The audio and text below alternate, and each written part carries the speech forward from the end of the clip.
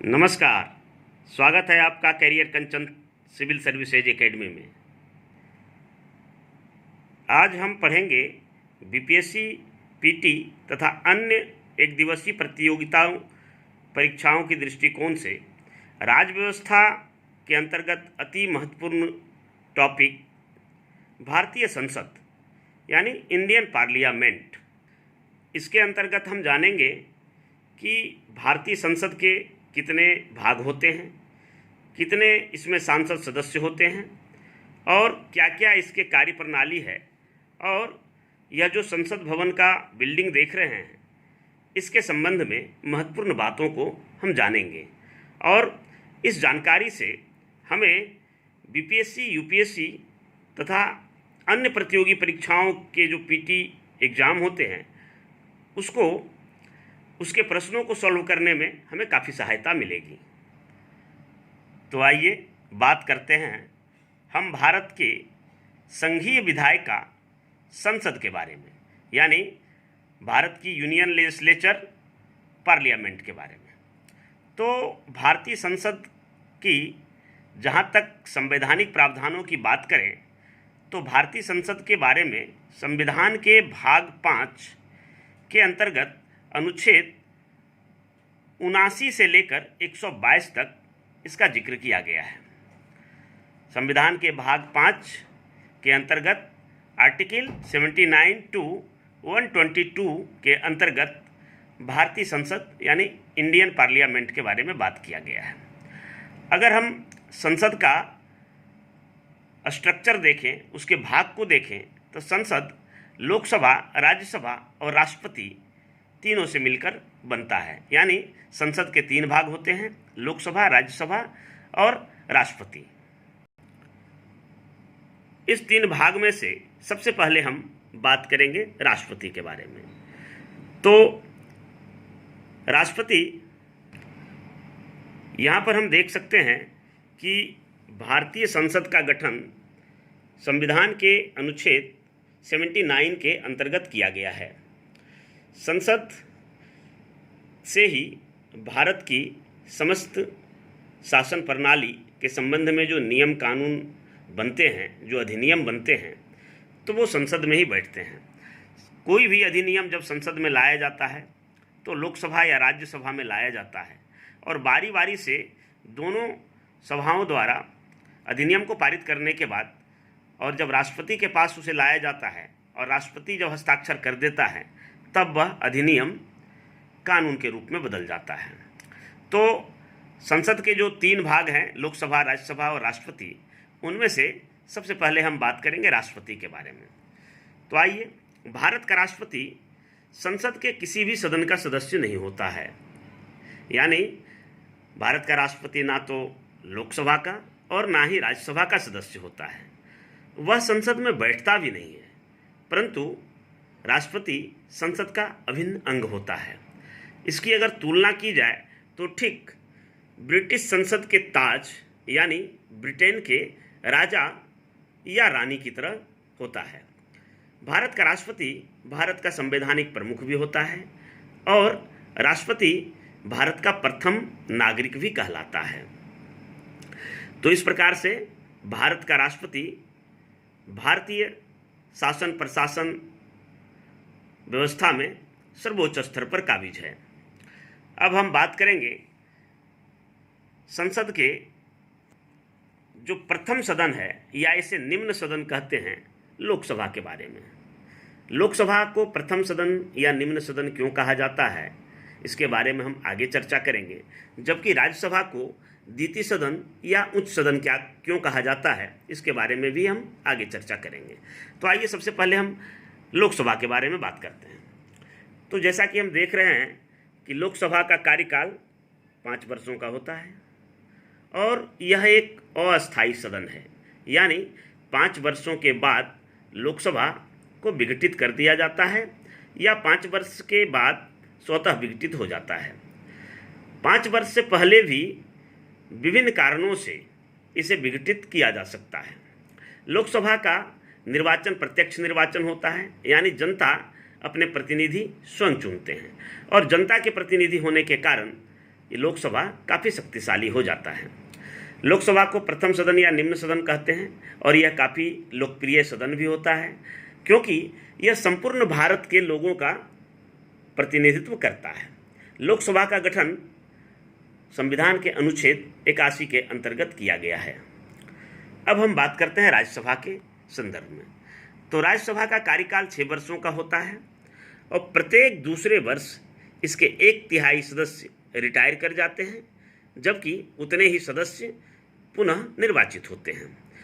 राज्यसभा का कभी विघटन नहीं होता है, यह एक अस्थायी सदन है और इसका निर्वाचन अप्रत्यक्ष रूप से होता है, यानी हमारे राज्य के जो एमएलए हैं, जो विधायक हैं, वे हमारे बदले में यहाँ पे वोटिंग करते हैं। राज्यसभा को द्वितीय सदन या उच्च सदन कहा जाता है। राज्यसभा राज्य एवं केंद्र शासित प्रदेशों यानी यूनियन टेरिटरी के क्षेत्रों का प्रतिनिधित्व करता है। राज्यसभा का गठन की अगर बात करें तो इसका गठन अनुच्छेद 80 के अंतर्गत किया गया है। अगर लोकसभा और राज्यसभा का वैश्विक स्तर पर तुलनात्मक दृष्टिकोण से देखा जाए तो लोकसभा ठीक ब्रिटिश के हाउस ऑफ कॉमन्स की तरह है, यानी ब्रिटिश संसद के जो हाउस ऑफ कॉमन्स है यानी आम लोगों की सभा है, तो उसके तरह है। जबकि अगर अमेरिका की बात करें तो अमेरिका के जो संसद हैं, जिसे कांग्रेस कहा जाता है, तो उसके हाउस ऑफ रिप्रेजेंटेटिव की तरह है। तो इस तरह से लोकसभा ब्रिटिश संसद के हाउस ऑफ कॉमन्स की तरह, जबकि यूएसए कांग्रेस के हाउस ऑफ रिप्रेजेंटेटिव की तरह है। 1954 तक लोकसभा को हाउस ऑफ पीपुल यानी जनता का सदन कहा जाता था। 1954 में इसका नाम बदलकर लोकसभा कर दिया गया। इसी प्रकार हम राज्यसभा की देखें तो राज्यसभा की स्थिति ठीक भारत में उसी प्रकार है जिस तरह से ब्रिटिश संसद के हाउस ऑफ लॉर्ड्स की है। और अगर यूएसए की बात करें तो यूएसए के कांग्रेस, जो कि यूएसए का संसद है, उसके सीनेट की तरह है। 1954 तक राज्यसभा को राज्य परिषद यानी काउंसिल ऑफ स्टेट्स कहा जाता था। 1954 के बाद इसका नाम बदलकर राज्यसभा कर दिया गया। अगर हम लोकसभा, राज्यसभा और संसद के इतिहास की बात करें तो इसकी शुरुआत सबसे पहले ब्रिटेन में हुई थी और ब्रिटेन को पूरे विश्व में संसदीय व्यवस्था का जन्मदाता माना जाता है। चूँकि भारत पर लगभग 200 वर्षों तक ब्रिटिश का शासन रहा था और अंग्रेज़ों ने इस दौरान भारत में जो संवैधानिक विकास की प्रक्रिया को अपनाया, उसकी परिणति धीरे धीरे 1935 के अधिनियम, जो कि 1773 के रेगुलेटिंग एक्ट से ही प्रारंभ हो गया था, वह 1935 के अधिनियम होते होते भारतीय स्वतंत्रता प्राप्ति के बाद, भारत में संविधान लागू होने के बाद भारतीय संसद के रूप में लोकसभा, राज्यसभा और राष्ट्रपति को रखा गया। अब सवाल उठता है कि लोकसभा और राज्यसभा का उद्भव कैसे हुआ। तो इसमें हम आपको ले चलेंगे ब्रिटेन के उस समय के इतिहास में जब ब्रिटेन में निरंकुश राजतंत्र हुआ करते थे, यानी राजा के शब्द ही कानून होते थे और राजा की मर्जी ही से ही देश चलता था। और राजा के दरबार में जो दरबारी होते थे उसे लॉर्ड्स कहा जाता था। लॉर्ड्स एक प्रकार का कुलीन तंत्र थे और जो इंग्लैंड के कुलीन वर्ग के लोग थे वही राजा के दरबार में बैठते थे और इस तरह से राजा के जो दरबारी थे वो हाउस ऑफ लॉर्ड्स कहलाते थे।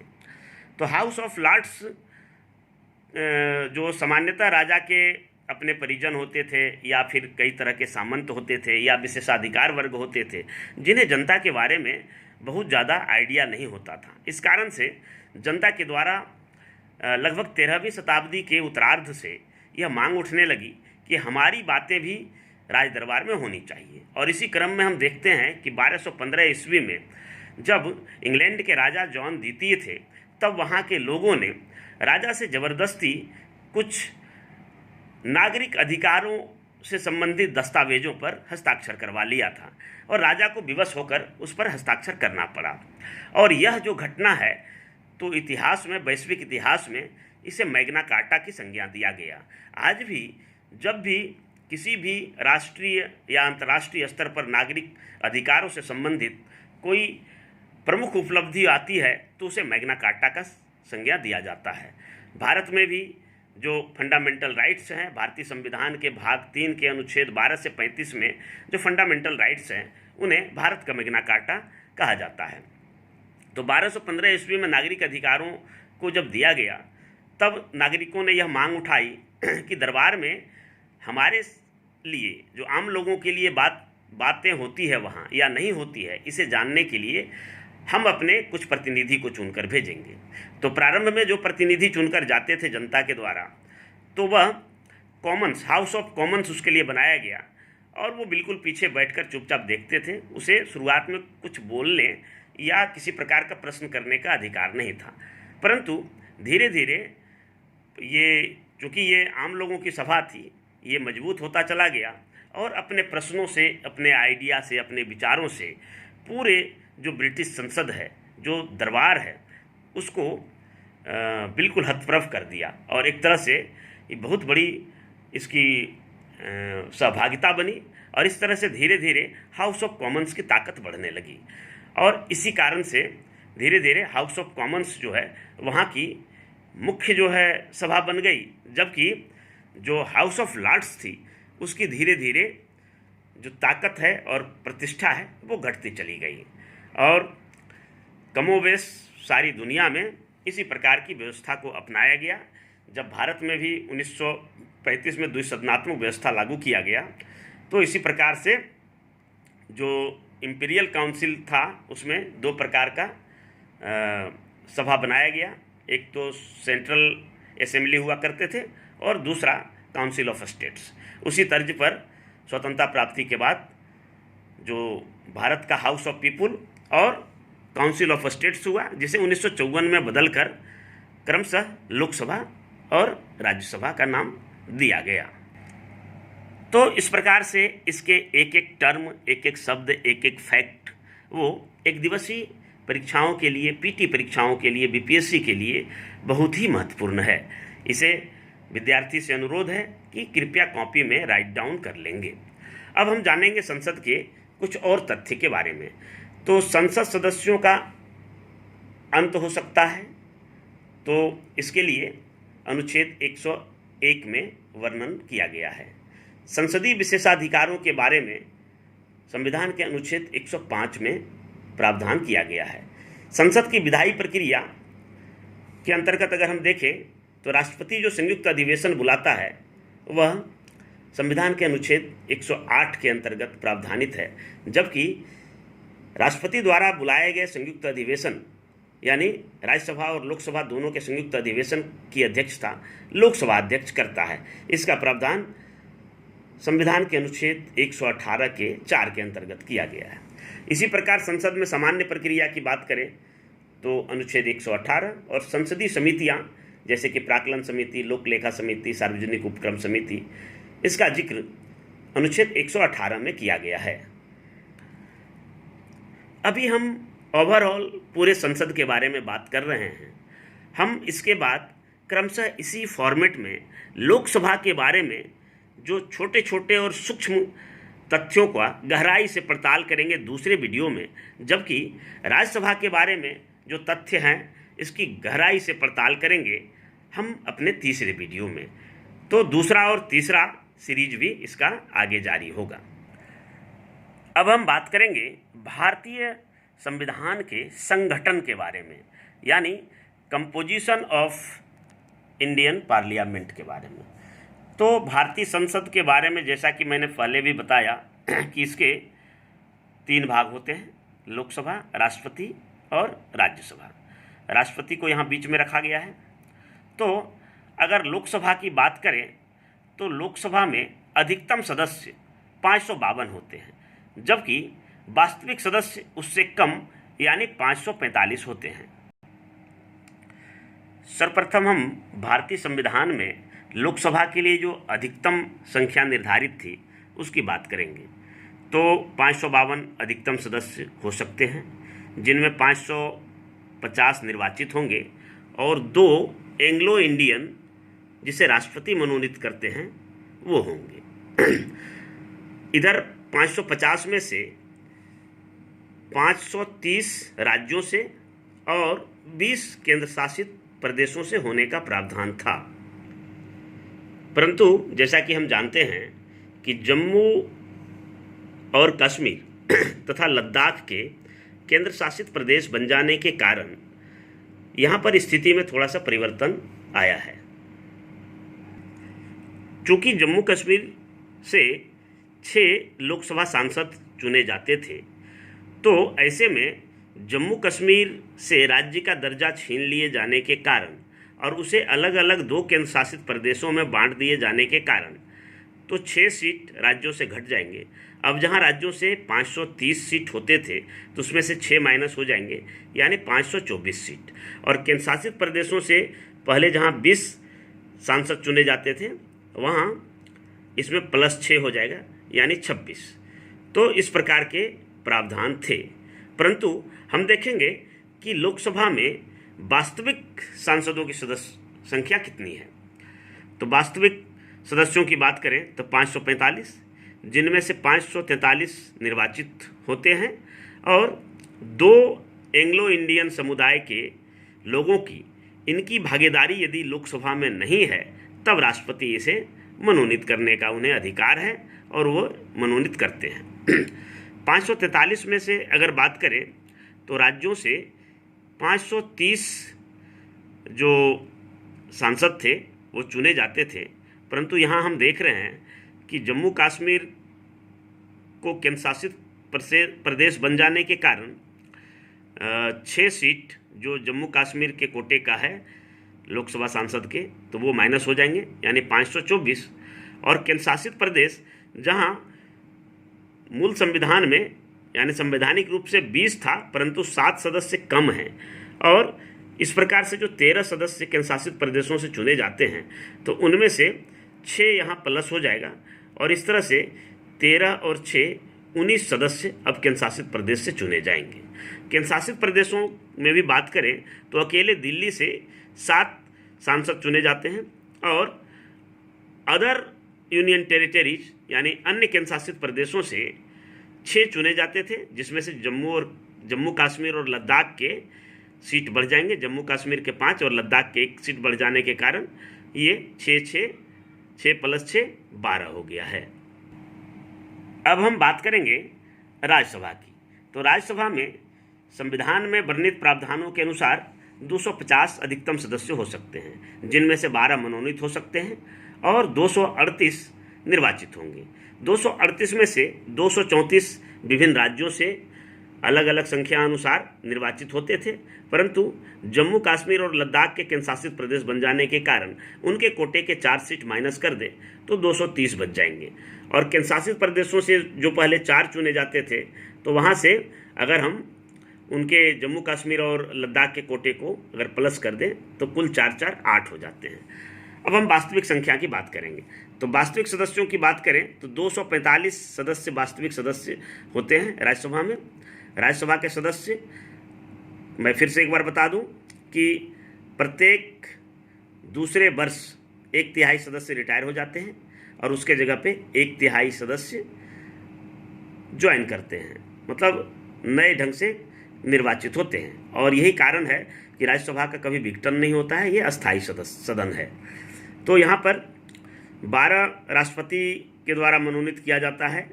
कला, साहित्य, विज्ञान एवं अन्य क्षेत्रों में उल्लेखनीय प्रगति के लिए, उल्लेखनीय योगदान के लिए 12 सदस्यों का मनोनयन राष्ट्रपति द्वारा किया जाता है।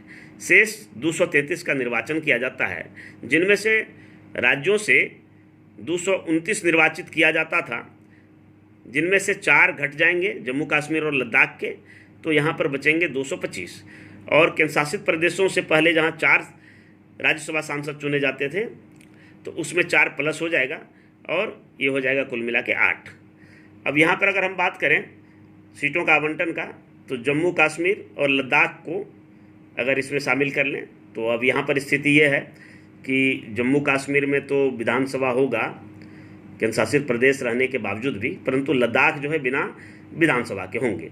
तो वहाँ पर जो सीट का कोटा है किस प्रकार से निर्धारण किया जाता है, चूँकि हम केंद्र शासित प्रदेशों की बात करें तो दिल्ली और पुदुचेरी में विधानसभा का यहाँ गठन है, इसलिए यहाँ पर राज्यसभा सीटों का आवंटन किया गया।